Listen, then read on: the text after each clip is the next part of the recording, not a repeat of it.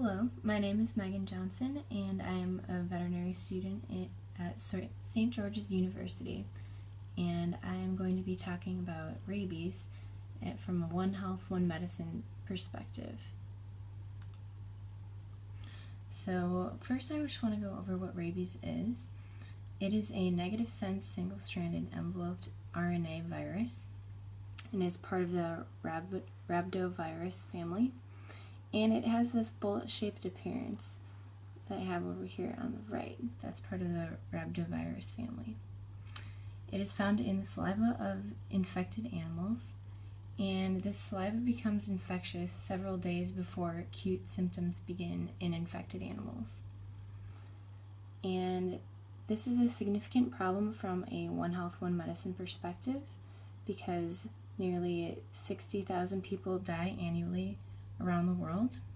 However, this is mostly in Africa and Asia. While this number may seem small, this virus is almost always fatal.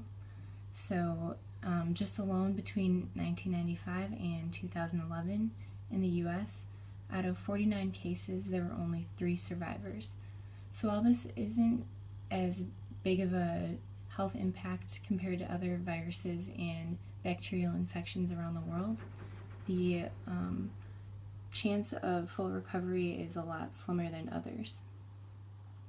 There's currently a vaccine for rabies, both canine and human. The canine one is either a 1 or 3 year subcutaneous dose, and humans have pre- and post-exposure prophylaxis vaccines, which is a series of 3 intramuscular doses in 1 month. The clinical signs and symptoms start off as very vague, almost flu-like symptoms, and this occurs after an incubation period that can last several weeks to months. As this progresses, it becomes more of a central nervous system disease, so convulsions, hypersalivation, hyperventilation, and hallucinations occur, as well as other central nervous system deficits. And rabies can present in 3 types of ways in humans.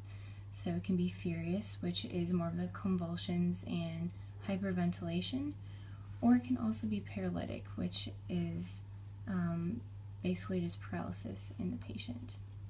Or it can be atypical, which is neither of the two. The diagnosis is usually through a direct immunofluorescence assay of a skin biopsy, and this is on the neck mostly. And diagnosis usually occurs on a differential list of patients that have a history of an animal bite in the last several months in an endemic area that are presenting with the signs I just talked about. So people who work with animals all day long tend to be more susceptible.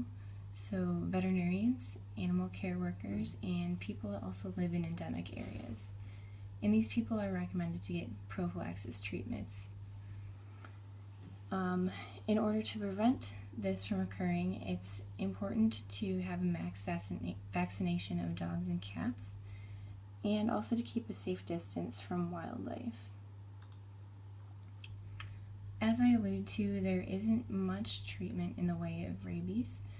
There is a prophylaxis vaccination that is given after a person is exposed to an animal bite. And there's also wound cleansing is another important step to take after an animal bite. However, since there is very little treatment, most of this is palliative care for the patient experiencing the central nervous system deficits. And here are some references if you're interested in learning more.